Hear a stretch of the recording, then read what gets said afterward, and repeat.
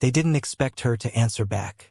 The room was too grand, too polished, too suffocating with wealth and whispers of superiority. Chandeliers shimmered like cold diamonds above the crowd, casting their judgmental glow across velvet suits and sparkling gowns. And there she was, young, black, proud, standing in front of a man whose fortune could silence anyone except her. The millionaire tilted his glass, smirked, and asked the question in a voice dripping with arrogance. 9 languages? Really? You expect us to believe that? His laugh rippled through the air like a knife scraping against glass. Guests joined in with polite chuckles, each one feeding on the mockery, expecting her to shrink, to crumble under the weight of ridicule. But she didn't. She didn't even flinch. Instead, she raised her chin. A quiet fire burned in her eyes, the kind of fire born from long nights of study, of sacrifice, of being underestimated too many times. She let the silence stretch, letting them all lean closer, waiting for her to stumble. And then, with a calm voice that sliced through the laughter, she said, "I speak 9 languages. Would you like me to show you?" That was the moment the room shifted. Before we dive deeper into this incredible story, let me remind you of something important.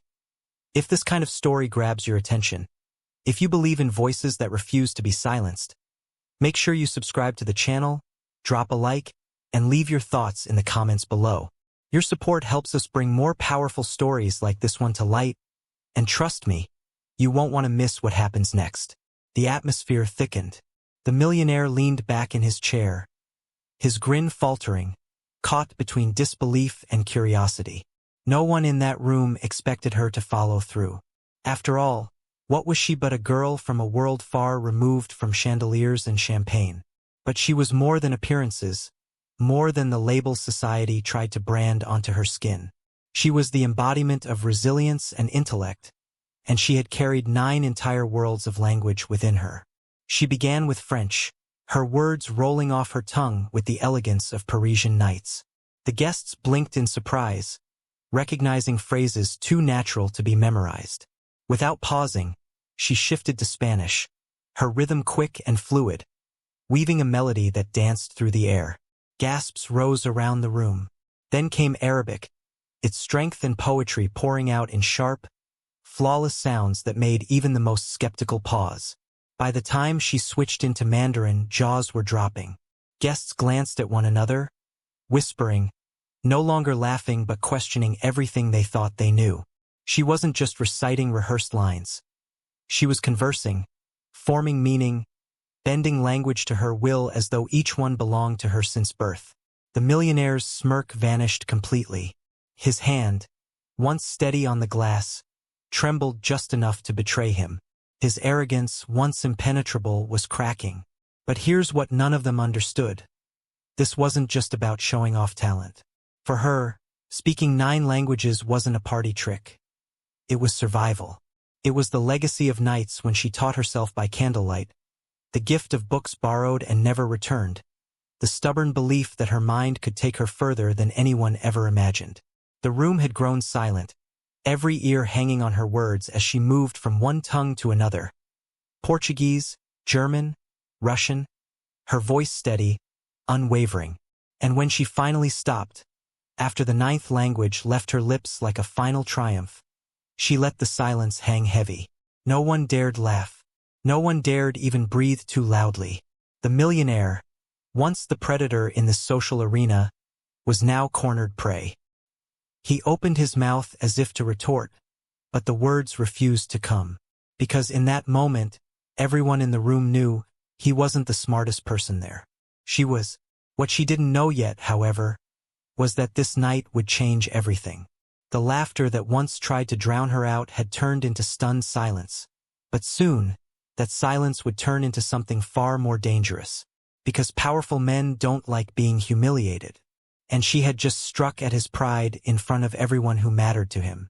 And the night was only beginning. For a heartbeat, the entire room was frozen. The echoes of her final words still lingered, like smoke after a fire, heavy and undeniable. People blinked, exchanged looks, tried to process what they had just witnessed.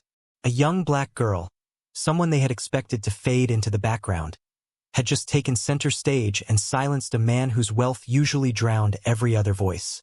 Then the murmurs began. Some whispered in awe, others in disbelief. A woman in a sequin dress leaned toward her companion and whispered, "Did you hear her Mandarin?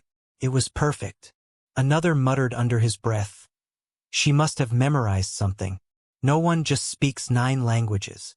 Doubt clashed with admiration, and the room divided itself into silent camps. Those who wanted to dismiss her achievement and those who couldn't help but respect it. But she wasn't listening to them. Her heart was pounding, yes, but not from fear. This time it was from exhilaration. For years, she had carried these languages within her like hidden treasures, jewels no one cared to see. Now, for the first time, they had been unveiled under the glare of crystal chandeliers, and they shone brighter than she had ever imagined. She had turned their laughter into silence. And silence, she realized, was sometimes louder than applause. The millionaire, however, was not celebrating. He sat rigid, his jaw clenched, his pride bleeding in front of everyone. His entire persona, built on dominance and control, had been cracked by the defiance of someone he considered beneath him. He forced a chuckle, shallow and brittle, the kind that revealed weakness instead of strength. But inside, his mind was already working. Men like him didn't forget humiliation. They repaid it. He leaned forward, his smile tight, and said with false cheer, "Impressive, truly impressive. But tell me, what good is speaking 9 languages if you have nothing worth saying?" The words hung in the air, dripping with venom disguised as wit. Some guests laughed nervously, eager to restore the balance of power, to reassure themselves that wealth still reigned supreme. Others shifted uncomfortably, sensing the cruelty beneath the surface. She inhaled slowly, steadying herself. This wasn't the first time someone had tried to cut her down after she stood tall. She had faced teachers who told her to aim lower, employers who dismissed her skills, strangers who assumed her silence meant ignorance. But she had never let their words define her. And she wasn't about to start now. She looked him straight in the eyes and answered, her voice calm but firm. "The value of language isn't just in the words themselves. It's in the bridges they build. You laugh because you think power is measured in money. I've learned it can also be measured in connection." The crowd stirred again. Some were moved, others skeptical. But everyone was watching. And that was the danger. Because the more eyes turned toward her, the more the millionaire felt his control slipping. He wasn't used to sharing the spotlight, much less being overshadowed by someone who, in his world, should have been invisible. He raised his glass again, forcing a toast. "To the girl with 9 tongues," he said mockingly, trying to twist her gift into a joke. But this time, the laughter was hesitant, scattered, weaker than before. No one could forget the flawless cascade of words they had just heard. She stood there, unshaken, realizing something important. This wasn't just about her anymore. In that room full of glittering power, she had become a symbol, whether she wanted to or not. A reminder that brilliance doesn't always come dressed in wealth, and that pride can be more dangerous than poverty. But she also felt the weight of it. Symbols are celebrated, yes, but they are also targeted. And as she caught the millionaire's narrowing gaze, she understood. She hadn't just embarrassed him. She had declared war without meaning to. The night pressed on. Music swelled again, waiters refilled glasses, and conversations resumed as though nothing had happened. Yet beneath the polished surface, something had shifted permanently. The millionaire watched her with the cold patience of a predator, while she tried to steady her breath and remind herself why she had spoken up in the first place. What she didn't know was that this was only the beginning of his retaliation. Because men with fragile egos and deep pockets never settle for silence. They strike back. And when they do, the consequences can echo far beyond chandeliers and champagne. And she was about to learn that lesson the hard way. The orchestra struck up again, violins floating through the grand hall as if music could sweep away the tension. Crystal glasses clinked, conversations restarted, and servants glided gracefully between clusters of guests, offering trays of champagne and delicate hors d'oeuvres. On the surface, the evening was back to normal. But beneath it, a silent current pulsed, reshaping the room. She felt it. Every time she caught a stranger's eye, she saw something different from before. Some looked at her with curiosity, like she had suddenly become a puzzle worth solving. Others looked at her with disdain, their gazes sharp, resentful that someone who didn't belong in their world had managed to claim the room's attention. And then, there were those rare glances of quiet respect, the kind that didn't need words. One such glance came from an older woman near the back of the hall, her hair silver, her gown understated compared to the glittering excess around her. The woman gave her a small nod, almost imperceptible, but it carried weight. A nod that said, "I saw what you did. I understand." It was the first flicker of solidarity she felt that night. Another came from a young man in a tailored suit, no older than 30. He approached her discreetly while others were distracted. His voice was low, almost conspiratorial. "Ignore them," he said. "Most of them couldn't order a meal abroad without embarrassing themselves. What you did was extraordinary." He smiled, quick and genuine, before slipping back into the crowd, leaving her both surprised and oddly reassured. Yet, while allies were emerging quietly, the millionaire was far from finished. He moved through the room with the practiced ease of a man who owned not just wealth, but influence. He laughed louder than necessary, shook hands firmly, whispered into the ears of those who mattered. Slowly, he began rebuilding the room's energy, weaving his web to ensure that when the story of the evening spread, he controlled the narrative. At one point, she caught him speaking to a cluster of men in dark suits. They leaned close, nodding, their eyes flicking toward her like sharp knives. She knew the look. It was the same one teachers once gave when they thought she had overstepped.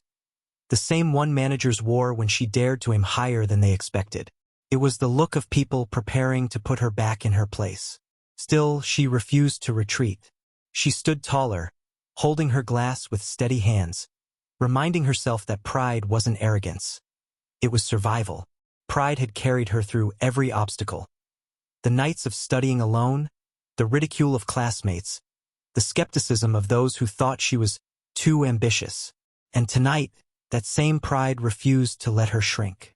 But the danger of pride, she knew, was that it painted a target on your back. The orchestra played louder, couples moved to the dance floor, and the illusion of joy swirled around them. Yet, in the middle of the glitter and music, she could feel the millionaire's gaze locked on her like a predator circling prey. He wasn't laughing anymore. He was calculating. Then came the first subtle strike. A waiter approached her, offering a glass of champagne. She accepted it, only to notice the eyes of nearby guests watching closely, as though waiting for her reaction. The champagne wasn't chilled. It was warm, flat, a silent insult served on a silver tray. She set it down without drinking, her lips curving into a small smile that told them she wasn't so easily rattled. Later, when she tried to join a conversation, the group shifted, closing ranks, pretending not to hear her words. A deliberate exclusion, orchestrated not by chance but by someone's quiet command. And each time it happened, she could feel the millionaire's satisfaction radiating from across the room. Still, she reminded herself of the nods, the quiet allies who had seen her strength. Not everyone was against her, and sometimes the quiet ones watching from the shadows turned out to be the most powerful voices of all. The night stretched on, its glitter hiding cracks of malice beneath the surface. She didn't know it yet, but the battle for her dignity had only just begun, because the laughter she had silenced had awoken something far more dangerous. The wrath of a man unaccustomed to losing. And when men like that lose, they don't just strike back, they destroy. The night was designed to glitter, but by now the room felt less like a ballroom and more like a stage. Every laugh, every movement, every glance had turned into part of a performance, with her and the millionaire as the unwilling leads. He had spent the last hour gathering his composure, whispering in corners, planting seeds of doubt. And now, he was ready to reclaim what he thought was rightfully his, the control of the room. He clinked his glass sharply, drawing attention. Conversations quieted, the orchestra softened, and eyes turned toward him. "Ladies and gentlemen," he began, his voice rich and commanding, "I believe we've all been treated to quite a display tonight." The crowd murmured, some with anticipation, others with unease. His gaze cut through the room, landing squarely on her. "Our young guest here has dazzled us with her linguistic acrobatics." His words dripped with sarcasm, though masked as charm. "But talent, as I've always said, is nothing without depth. So perhaps, to prove her mastery, we might indulge in a little test." The challenge was clear, and the guests leaned in like spectators at an arena. He wanted to expose her, to prove that her brilliance was nothing but a trick of memory, rehearsed phrases with no real substance. She held her ground, refusing to show fear. "What kind of test?" she asked, her voice steady, though her pulse raced. The millionaire smiled, the kind of smile wolves wear before they bite. "Simple. I'll ask a question in any language you claim to know. If you truly understand, not just parrot words, you'll answer. If not, well, the truth will speak for itself." Gasps fluttered through the crowd. It was cruel but undeniably clever. The trap was set. He started with German, his accent heavy, his phrasing deliberately complex. "We würden sie die Bedeutung von Stolz definieren. When Alice, was sie haben, von anderen verspotted word? How would you define the meaning of pride when everything you have is mocked by others?" The question wasn't random. It was a dagger, meant to pierce her pride. The room held its breath, waiting for her to stumble. But she didn't. She inhaled slowly and responded in flawless German. Her answer laced not only with grammar but with conviction. "Stolz bedeutet, den Mut zu haben, auf Zusehen. When die Welt erwartet, das Sehen. Es ist nicht das, was sie mir geben oder nehmen können. Es ist, was ich mir selbst weigere zu verlieren." Pride means having the courage to stand when the world expects you to kneel. It's not what they give me or take away. It's what I refuse to lose within myself. The room erupted in murmurs. Some clapped softly, impressed. Others exchanged doubtful glances. But no one could deny that her words carried weight. The millionaire's smile faltered, but he pressed on. Switching to Mandarin, he asked an even sharper question. "If you have so much talent, why are you standing here in my hall, and not in your own castle?" It was brutal. The words dripped with mockery, a reminder of power dynamics money alone could dictate. Guests shifted uncomfortably, recognizing the venom behind the polished words. Her reply came without hesitation, her Mandarin fluid and cutting through the tension. "Wealth may build castles, but language builds bridges. And bridges can cross the walls of your castle." The room stirred again, louder this time. The balance was shifting once more, and for a moment, she could almost see it. The cracks spreading through his carefully constructed armor of arrogance. But he wasn't done. He leaned forward, lowering his voice into French, a tone as sharp as a blade. "Est I tout cela n'est un spectacle? Un tour de magie pour séduire un foule naïve. And what if all this is nothing but a performance? A magic trick to seduce a naive crowd?" She looked at him, steady, and responded in the same language, her tone calm, unwavering. "Alors, pourquoi êtes-vous celui qui a peur d'être exposé? Then why are you the one afraid of being exposed?" Silence. Pure, electric silence. The crowd didn't know whether to laugh, clap, or gasp. The millionaire's hand tightened around his glass until his knuckles whitened. He had tried to corner her, but each time, she had turned the trap into a mirror, reflecting his cruelty back at him. And yet, she knew better than to celebrate. This wasn't victory. This was escalation. And with each answer she gave, she was stripping him of something far more dangerous than pride. Control. The orchestra resumed, louder this time, but it did little to mask the tension crackling in the air. She stood firm, but inside, she could feel the weight of the battle pressing harder with every word. And in the millionaire's narrowing eyes, she saw a promise. A promise that he wasn't finished, and that the next move wouldn't come in the form of words. The room sparkled with opulence, yet beneath the glittering chandeliers, a quiet war was unfolding. Conversations resumed, but their tone had changed. Every laugh, every compliment seemed tainted with calculation. The millionaire had shifted his tactics. No longer openly challenging her with words alone, he now wielded influence like a scalpel, precise and invisible. Waiters seemed to linger just a little too long near her table, subtle whispers of doubt carried in their glances. A man seated nearby tilted his head toward her and remarked just loud enough for certain ears to catch. Impressive, yes, but where did she learn this? Who trained her? The suggestion, veiled yet sharp, planted a seed. Perhaps her brilliance was borrowed or manufactured, not inherent. She noticed.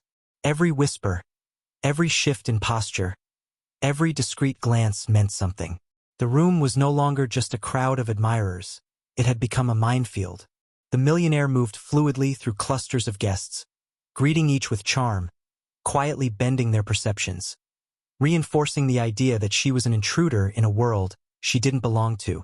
And yet, even in this delicate orchestration of social pressure, she felt the presence of allies. A young woman across the room, dressed in muted emerald, offered a discreet smile as their eyes met for a brief second. It was small, almost invisible to the untrained eye, but it carried meaning, solidarity. Across the hall, a man leaned subtly, passing her a note disguised as a napkin, which read simply, "Don't let them unmake you. You are seen." These quiet gestures grounded her, reminding her that brilliance, no matter how isolated, could attract unexpected champions. Some of the most powerful voices are not the ones screaming the loudest. They are the ones observing from the shadows, ready to support when the time is right.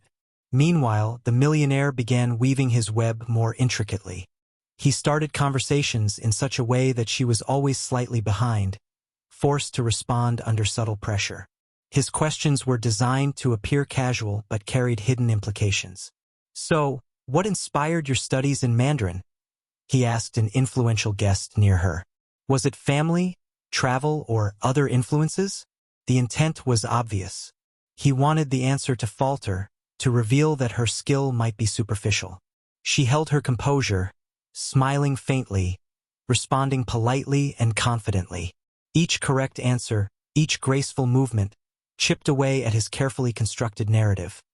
But it also made her the center of attention, which, in this world, could be dangerous. The whispers intensified. Some guests began to question her origins, her background, even the authenticity of her pride. "Is she really from here?" they asked, voice low, as though the words themselves could diminish her presence. Others watched in awe, captivated not just by her skill, but by the way she refused to bend to societal expectations, by the sheer audacity of her confidence in the face of subtle attacks. In those moments, she understood a profound truth. Power was not only in words or wealth, it was in perception. The millionaire was manipulating perception, trying to make her doubt herself while reinforcing his own dominance. And she, in turn, had to navigate not only her knowledge but the silent currents of envy, fear, and admiration swirling around her. Yet she refused to yield. Each whisper, each attempt to isolate her, became a test, not of her intelligence alone, but of her resilience. She realized that pride was not just a shield, it was a compass, and if she let it guide her, she could move through this social battlefield without losing herself. Even as the millionaire's influence spread like a quiet fog, she felt the subtle pull of her allies. Small gestures, almost imperceptible, reminded her that she was not alone. In a room designed to intimidate, even a whisper of support could become a roar. And as the night wore on, she began to see that the true challenge wasn't the millionaire's wealth or his cunning. It was the way he manipulated the world around her. The game had changed. What began as a test of languages had transformed into a test of survival, strategy, and courage. Because brilliance in a room of power always attracts both admiration and envy, and she was standing right at the crossroads. The night had stretched into a delicate tension, each moment weighted with unspoken challenges. She could feel it, the subtle ways the millionaire orchestrated the room, bending conversations, nudging perceptions, and ensuring that every eye followed her with scrutiny. What had begun as admiration was now mixed with doubt, envy, and a creeping unease. Every laugh, every murmur, seemed carefully placed to unsettle her. She paused for a moment, letting her gaze sweep across the room. The chandeliers sparkled as if mocking the delicate battle unfolding beneath them. Her heart raced not from fear, but from the awareness of the stakes. This wasn't simply a showcase of intellect anymore. It had become a high-stakes performance of identity, pride, and control. The whispers were growing louder, though still under the radar of most. Guests speculated, subtly spreading notions of skepticism and intrigue. Could she really have mastered 9 languages on her own? One remarked. Who has time to achieve that level of fluency? Another asked. The questions were framed as curiosity, but the underlying tone was doubt, carefully seeded by the man who wanted her minimized. Yet even in the fog of doubt, she noticed signs of allegiance. The older woman in emerald, still observing discreetly, caught her gaze again and smiled ever so slightly. Another note was passed, almost invisible among the clinking glasses. Keep your head, watch their patterns. Strength lies in patience. These small gestures reminded her that while the billionaire's power loomed large, not all influence was against her. Allies existed, quietly watching, waiting. And then, amidst the carefully choreographed tension, a moment of clarity struck her. The millionaire's focus was absolute, but it was narrow. He assumed everyone was intimidated, that no one else could disrupt the hierarchy he so meticulously maintained. That assumption, arrogance dressed as confidence, was a crack in his armor.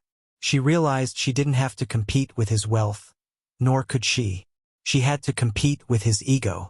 An ego, unlike currency or titles, could be manipulated. Every subtle challenge, every carefully posed question, was a reflection of his insecurity. If she could recognize the patterns, she could anticipate his moves and perhaps, just perhaps, turn them against him. It started with observation. The way he leaned, the timing of his glances, the subtle cues in his tone. Each movement was predictable once she understood the rhythm. He wanted admiration masked with fear. He wanted compliance disguised as respect. He underestimated the young black girl who had refused to kneel, who had refused to accept invisibility as her fate. A plan began to form in her mind. She would respond, not react. She would speak, not defend. She would turn his own tactics into evidence of his obsession. The realization sparked a sense of power she hadn't felt before. Quiet, strategic, and intensely focused. Then came the perfect opening. He had engaged another guest, asking a question meant to isolate her, to test her knowledge indirectly. But in doing so, he revealed a small flaw, a hesitation, a subtle overcompensation in his posture. It was minor, almost imperceptible, but enough for her trained eye to spot. And that tiny imperfection became the lever she needed. She smiled internally. The game was no longer just survival, it was strategy. Every whisper, every attempt at manipulation, was now something she could read, anticipate, and counter. She could reclaim the narrative not by force, but by foresight. And for the first time that evening, she felt the thrill of possibility, of not merely enduring, but actively shaping the outcome. The millionaire may have controlled the room, the narrative, the attention, but she had discovered a truth he had overlooked. Intelligence and courage could turn arrogance into vulnerability. As the orchestra's notes swirled around them, she took a deep breath. The room watched, waiting for her next move, unaware that the young black girl they had come to underestimate was about to change everything. The night was far from over, but for the first time she no longer felt trapped. She had found her opening, and once she acted, nothing would ever be the same. The room, once dominated by the millionaire's polished authority, began to feel subtly different. Not enough for anyone to notice consciously, but enough for her to sense the currents shifting beneath the surface. Every word she spoke, every glance she allowed to linger, became a tool. She had realized the pattern, the rhythm of manipulation, and now she was orchestrating her own subtle counterpoints. It started with a simple gesture. A nod here, a small laugh there, acknowledgement directed at the right people at the right moment. Slowly, allies began to recognize her signals. The woman in emerald caught her eye again, this time smiling with just a flicker of encouragement, almost imperceptible to anyone else. The young man who had passed her a note earlier adjusted his posture, leaning in as if silently confirming her strategy. She answered questions with precision, not only demonstrating mastery of the languages she had promised, but also using tone and timing to draw attention to the millionaire's subtle overreaches. When he asked questions designed to humiliate, she replied in a way that reframed the conversation, highlighting intelligence and grace rather than submission.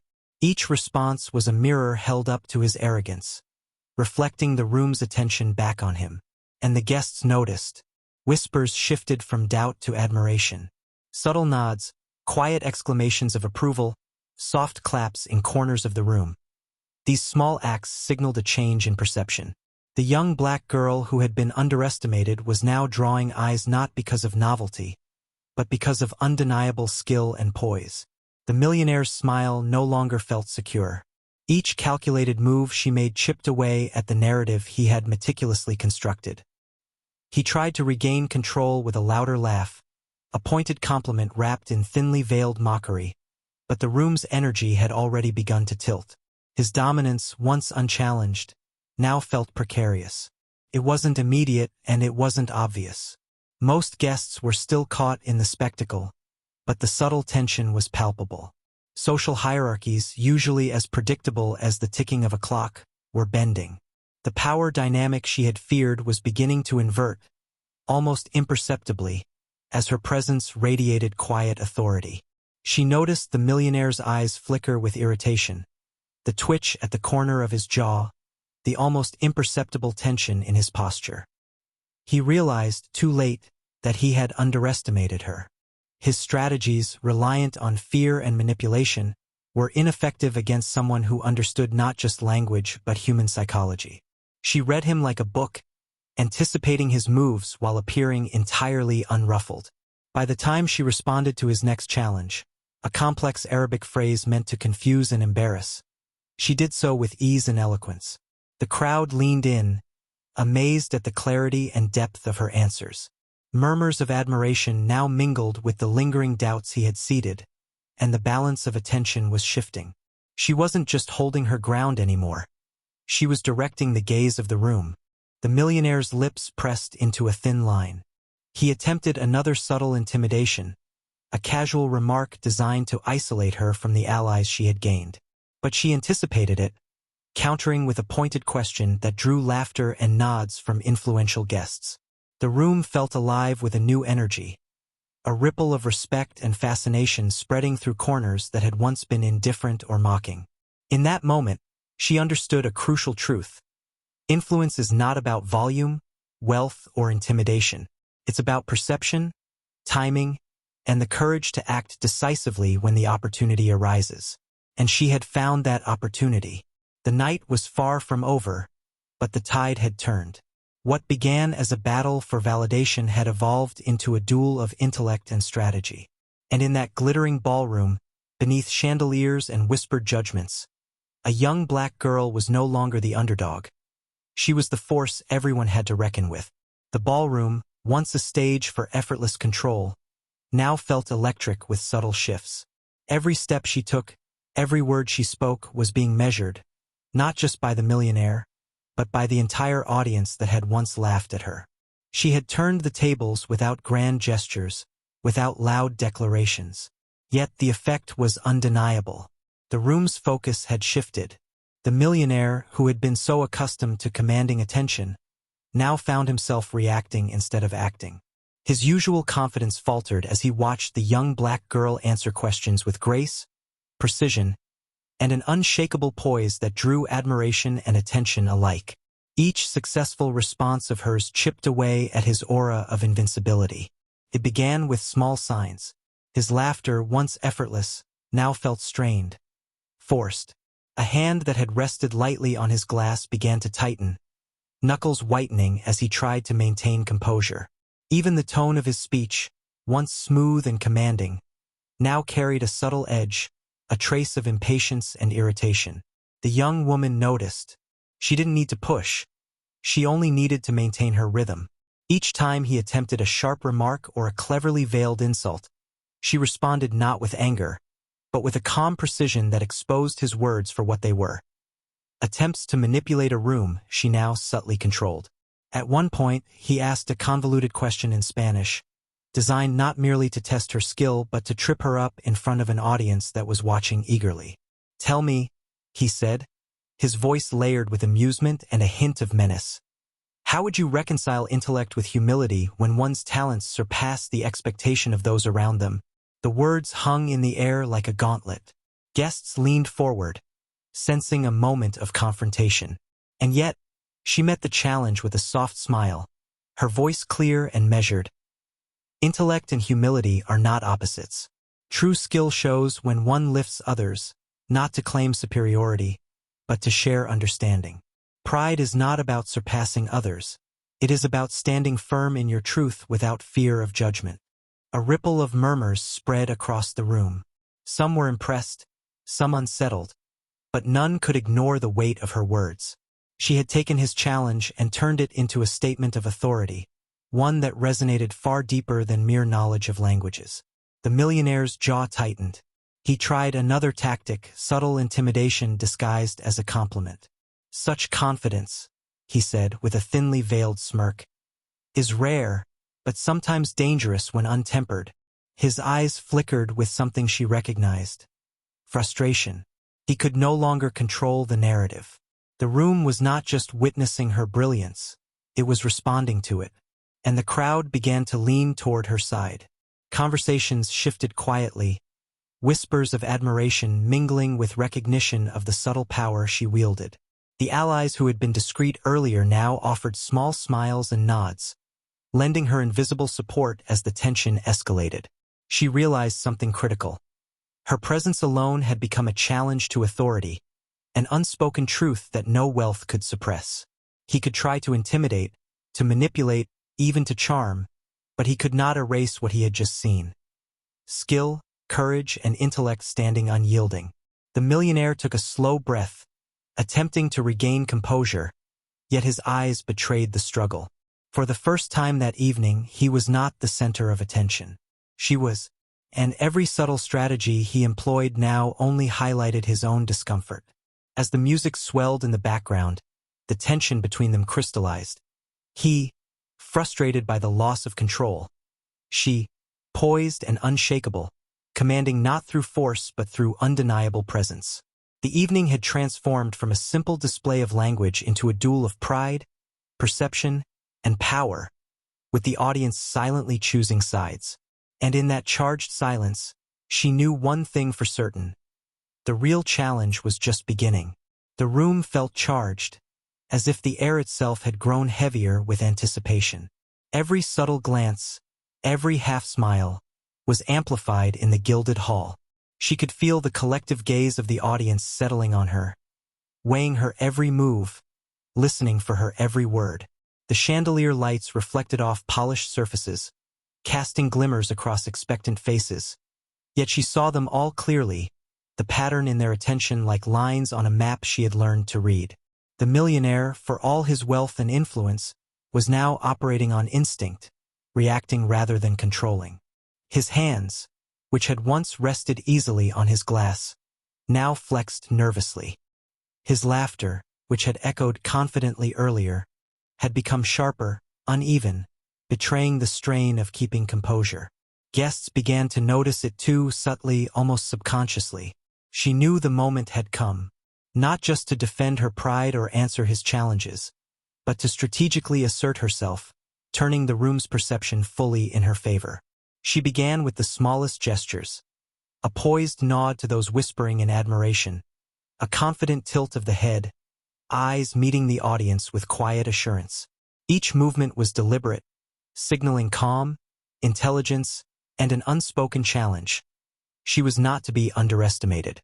When he tried to corner her with a layered question in French, meant to expose a weakness, she met it with precision. Her response was fluid, elegant, and layered with meaning, transforming a potential trap into a subtle spotlight on his own arrogance. The crowd leaned in, captivated not just by the content of her words, but by the way she delivered them. Every response was a silent assertion of control. And it worked. The subtle shift in energy was palpable. People who had been tentative, unsure where to place their allegiance, began to align themselves with her, inspired by her poise and intellect. The whispers of doubt began to fade, replaced by murmurs of admiration. Even the skeptical faces softened, their attention captured by something more than words, by presence, by courage, by the unspoken command of someone who refused to yield. The millionaire noticed. His eyes flickered with the first hints of real frustration, almost panic. He attempted to regain dominance, leaning into louder laughter, feigned casual conversation, and pointedly humorous comments aimed at minimizing her.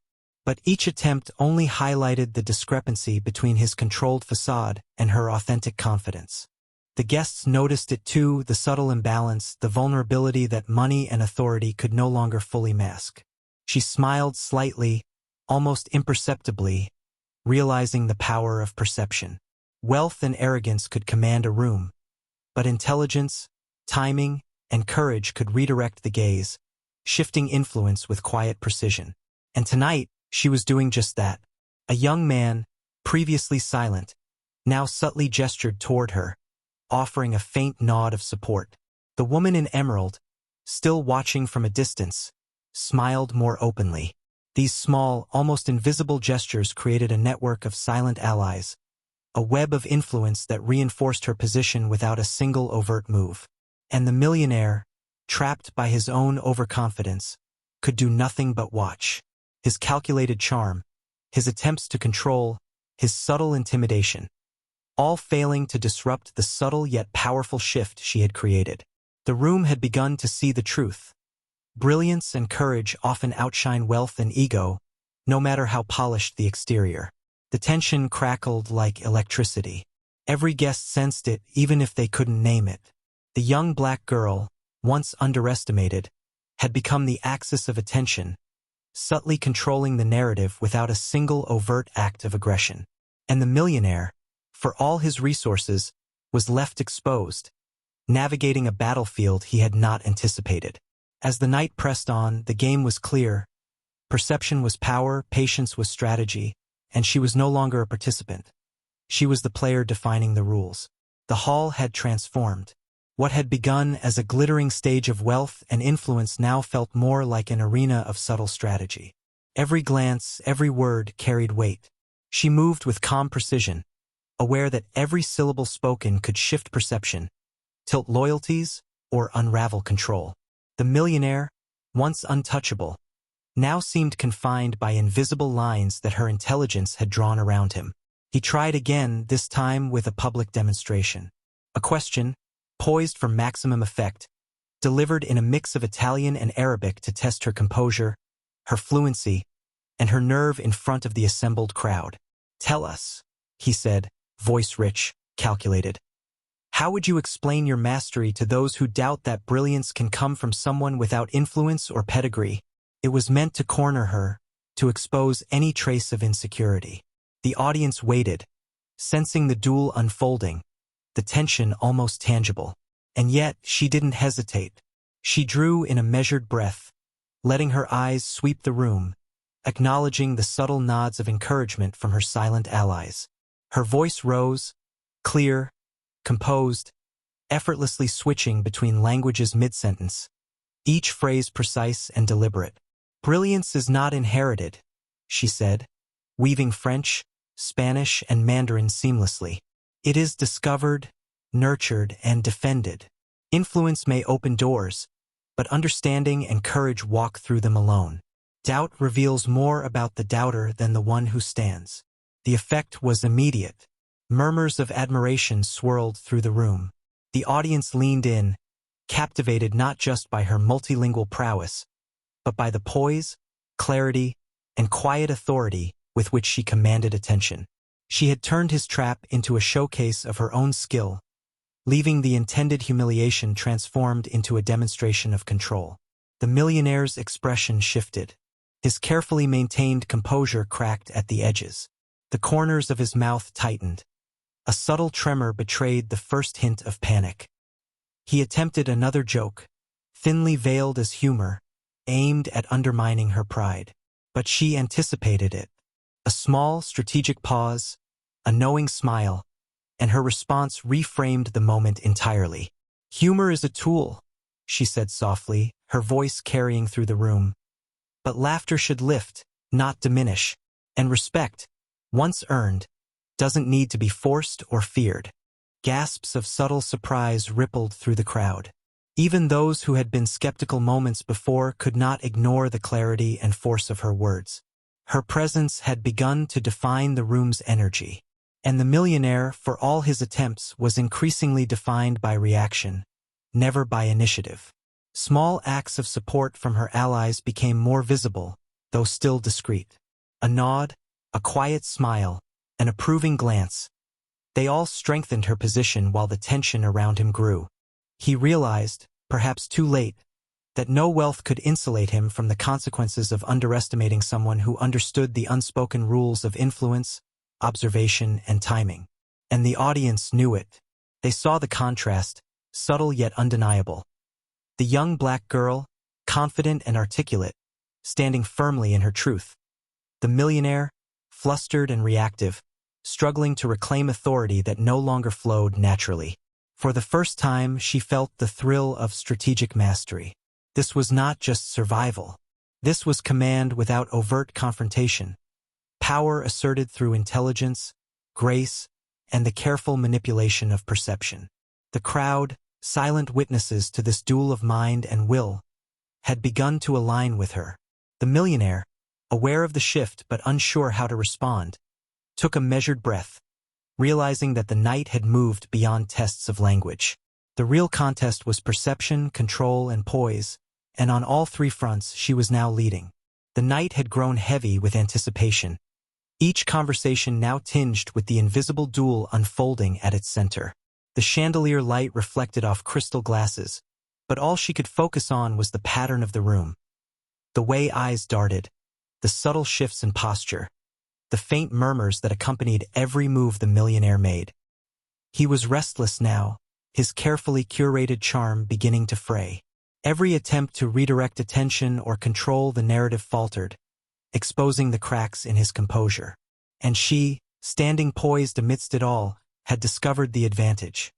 Subtle observation and strategic timing. It began with a question he hadn't expected her to catch. A misstep buried within an intricate German phrase meant to confuse her. "Wie kann jemand mit so vielen Talenten verstehen? Das manchmal das Publikum wichtiger ist als die eigene Meinung?" How can someone with so many talents understand that sometimes the audience is more important than one's own opinion? The room tensed, sensing a potential misstep. But she smiled softly, eyes sweeping over the audience, gathering their attention like a conductor with an orchestra. Her answer, delivered in flawless German, carried elegance and insight. Understanding the audience is not about subjugation. It is about connection. Influence without understanding is hollow. True strength lies in lifting others, not bending them to one's will. Murmurs of admiration rippled across the room. Her words weren't just correct. They subtly highlighted the millionaire's failure to balance power with awareness. She was revealing, without a hint of malice, the very flaws he had tried to hide behind wealth and status. He tried again, more subtly this time, using Arabic to frame a question intended to corner her socially. "With all your brilliance, how do you remain humble when others are clearly superior?" A ripple ran through the crowd. The wording was clever, almost insidious, but she anticipated it. Her response was precise, graceful, and perfectly timed. "Superiority is a mirage. Humility is not a response to others. It is an understanding of oneself." Those who seek to dominate often reveal their insecurities far louder than any achievement ever could. The audience shifted. Whispers turned to subtle exclamations. Heads nodded quietly. The contrast was undeniable. She radiated confidence rooted in truth. He radiated tension masked as authority. Each subtle observation she made, each calm counter, further exposed the gap between pretense and authenticity. Even his closest allies began to feel the tension. He had relied on silent approval to reinforce his presence, but now that approval wavered. His missteps, once invisible, were now reflected in her unflinching clarity. She wasn't attacking him. She was simply articulating truths that could not be ignored, truths the crowd instinctively understood. A small gesture, her casual glance toward the woman in emerald, was enough. The ally smiled, a ripple of support moving through the room like electricity. Subtle alliances strengthened her position, while the millionaire's control, built on intimidation and charm, crumbled quietly yet undeniably. He attempted one last measure. A joke, masked as flattery, designed to win the room back. But she answered with a measured tone, effortlessly weaving multiple languages, each phrase emphasizing insight, respect, and elegance. Laughter arose, not at her but alongside her. Applause echoed quietly, restrained yet undeniable. For the first time that evening, he could no longer mask his frustration. The audience now saw clearly. Intelligence, strategy, and grace had eclipsed wealth and arrogance. And in that charged, glittering hall, she stood unshaken, exposing the cracks without aggression, proving that true power often lies in quiet mastery rather than force. The night was far from over, yet a shift had occurred that would define the rest of the evening. She had not just survived. She had subtly dominated, commanding perception, attention, and respect on her terms. The ballroom had transformed into a subtle chessboard, where every gesture, every glance, carried weight far beyond its appearance. She moved among the invisible currents of attention, no longer merely defending herself but subtly guiding the crowd's perception. The young black girl who had entered under scrutiny was now a quiet force shaping the room, and the millionaire's influence, once absolute, was waning before her silent mastery. Small gestures became her tools. A tilt of the head toward a skeptical guest, a soft, assured smile, a nod of acknowledgement toward an ally. Each act reinforced the notion that she belonged, that her intelligence and poise commanded recognition independent of wealth or status. The audience, often unaware of the precise mechanics at play, felt the shift instinctively. Admiration now mingled with curiosity and respect, and even those predisposed to doubt her could not ignore the confidence radiating from every word, every motion. The millionaire sensed it immediately. His previous tactics, subtle manipulations, and quiet displays of dominance were failing. Each calculated move he attempted, whether a sharp comment or a public challenge, only highlighted the contrast between his forced authority and her natural command. He could feel the audience's attention slipping, drawn by the authenticity and brilliance she exuded, and she understood it perfectly. Influence is never merely a matter of wealth or intimidation. It is perception, timing, and connection. By maintaining her calm, engaging strategically, and projecting quiet confidence, she had begun to make the audience question the very authority he had relied upon. The power dynamic, once unquestioned, had inverted in imperceptible yet undeniable ways. A subtle maneuver, she engaged a previously skeptical guest in conversation, speaking fluidly in multiple languages, seamlessly weaving insight with personal anecdote. The guest, intrigued and impressed, nodded and smiled, eyes flicking toward others in silent recognition.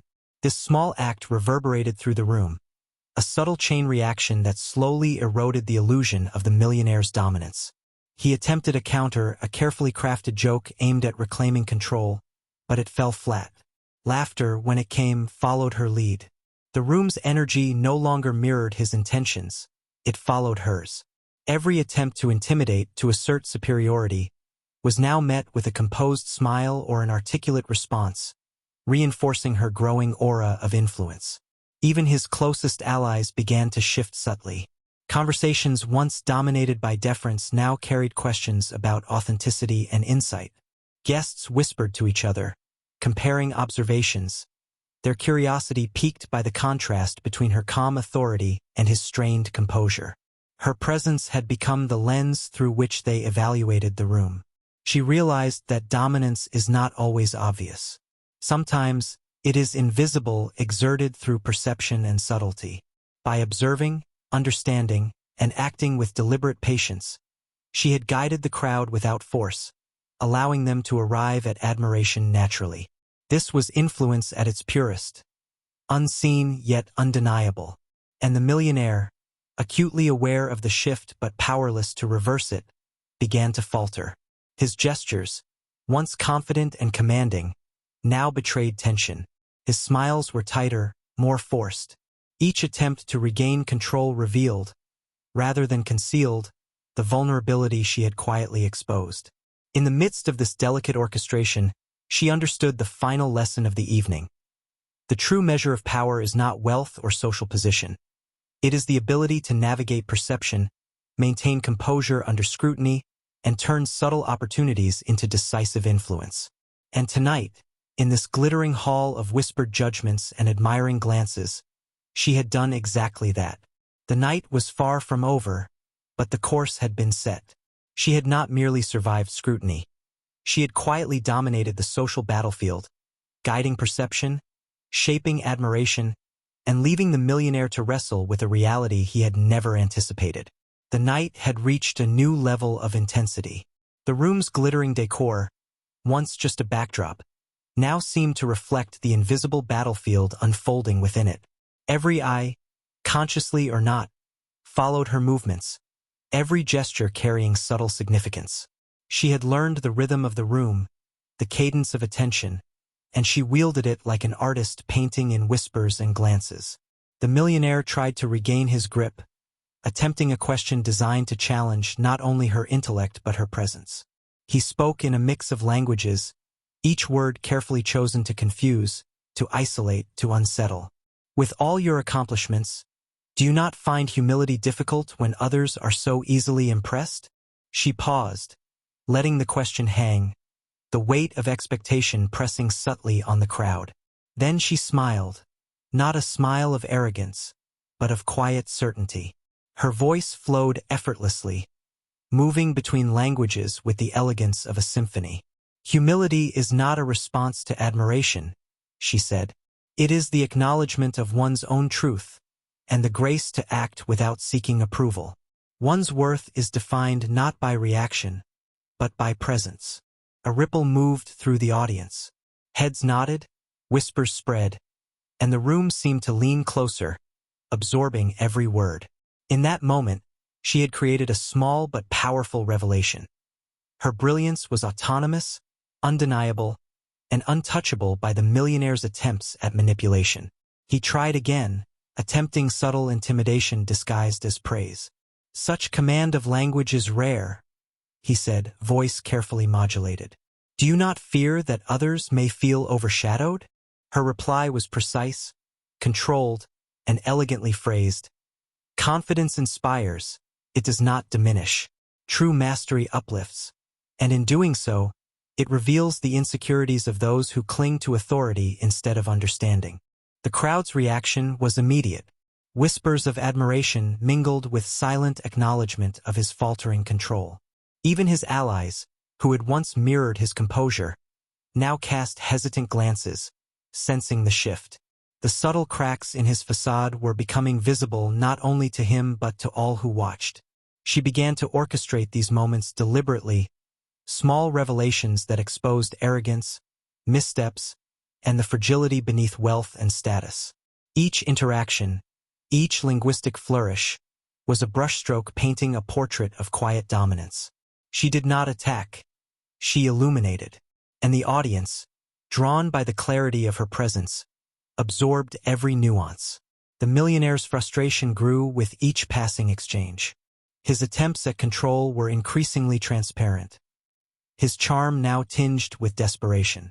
Every forced laugh, every calculated gesture, contrasted sharply with her effortless grace. The audience perceived it instinctively. Authenticity versus performance, courage versus arrogance, presence versus pretension. And she understood fully the power of subtle revelation. True influence was not about confrontation.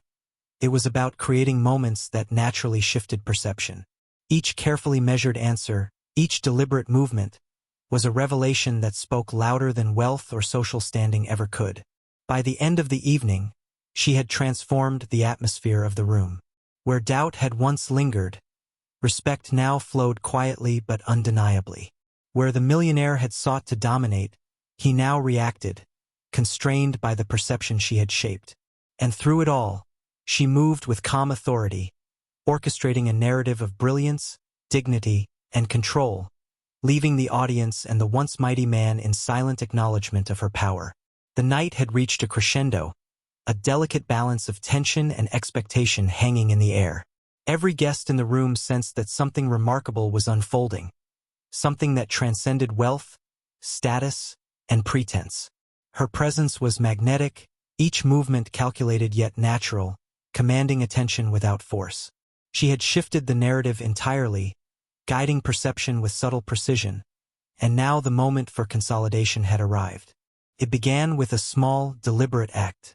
She addressed a question from a previously skeptical guest, weaving together anecdotes, insight, and flawless multilingual phrasing. Her words were layered, each sentence carrying meaning beyond the immediate answer. She illuminated not just her skill, but the thoughtfulness, courage, and awareness that had guided her through every interaction that evening. The audience responded instinctively, nodding, murmuring, leaning in, drawn into a shared understanding of her mastery. The millionaire, once the center of every gaze, now sat uneasily, recognizing that the room had shifted. His carefully maintained dominance was no longer absolute. The balance of influence had moved decisively. Every gesture, every glance he made, seemed forced, artificial, and increasingly transparent. The subtle cracks she had exposed in his composure were now glaringly apparent to all who observed. A subtle moment of recognition occurred when she turned her attention outward, acknowledging the quiet support of her allies. The woman in emerald, a steadfast presence throughout the evening, smiled openly now, the nod a silent seal of approval. The ripple effect was immediate.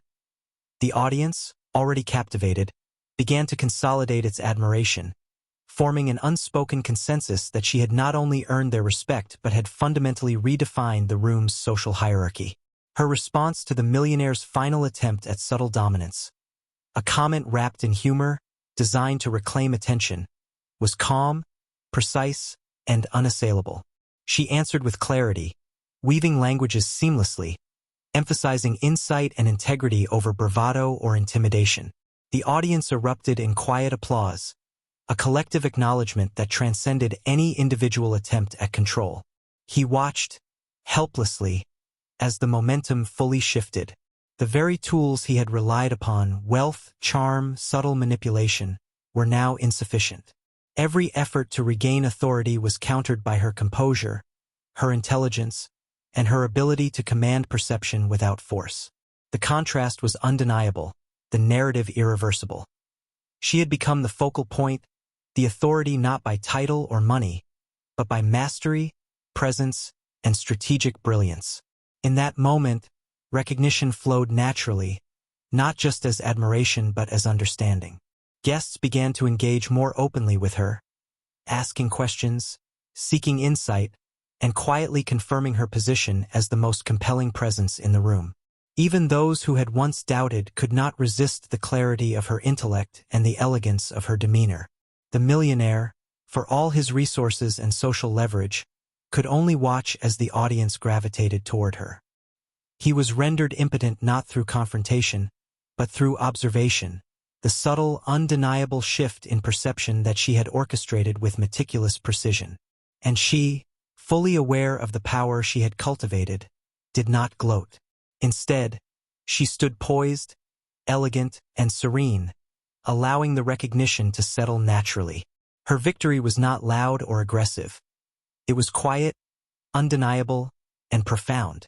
She had transformed admiration into respect, skepticism into acknowledgement, and the room now revolved around her, guided by the force of intelligence, courage, and unshakable presence.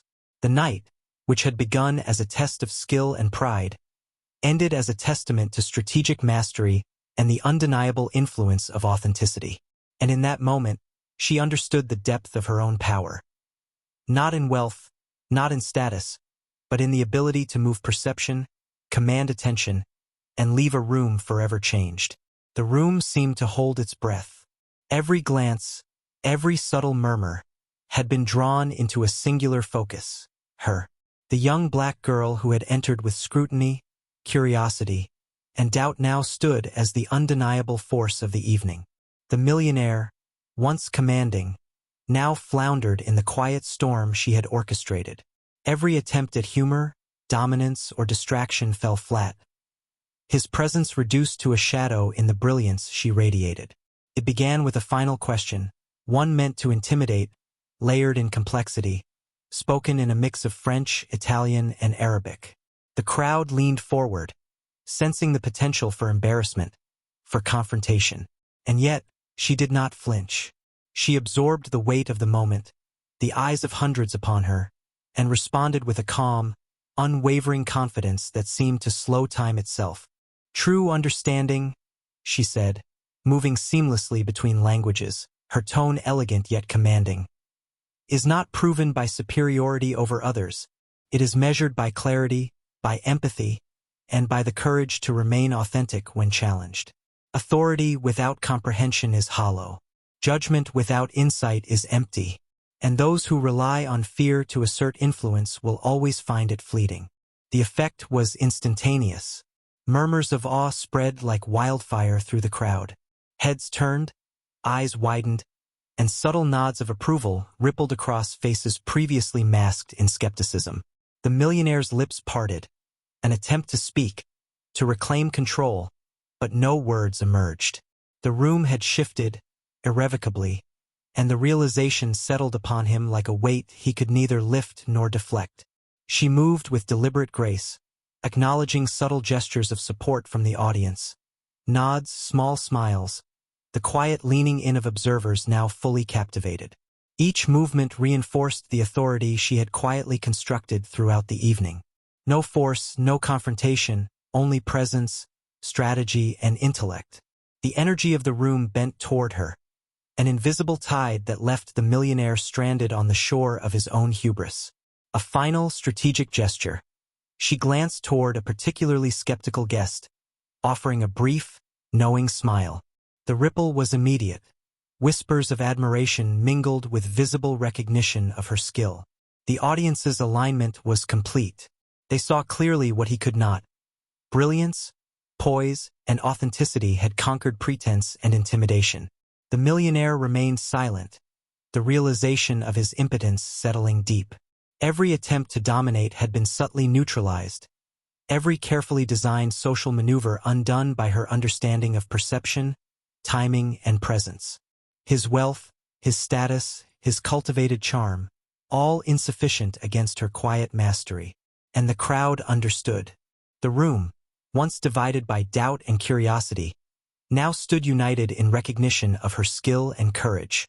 She had turned the evening into a testament. Intelligence, strategy, and authenticity held power that money and arrogance could not touch. As the applause began, quiet at first, then swelling, subtle yet unmistakable, she allowed herself a small, serene smile. This was not triumph over an individual but proof of a broader truth. The quiet strength of presence, the measured application of skill, and the courage to stand unwavering in one's truth create influence far more enduring than fear or wealth ever could. The millionaire remained seated, speechless, as the audience's admiration solidified. Her victory was complete, not in words shouted or dominance asserted, but in the undeniable, eloquent silence that spoke louder than anything he could command. She had proven, in the most sophisticated and elegant way, that true power lies in mastery, perception, and presence. And in that glittering hall, beneath the chandeliers and amidst the murmurs of awe, the lesson was clear.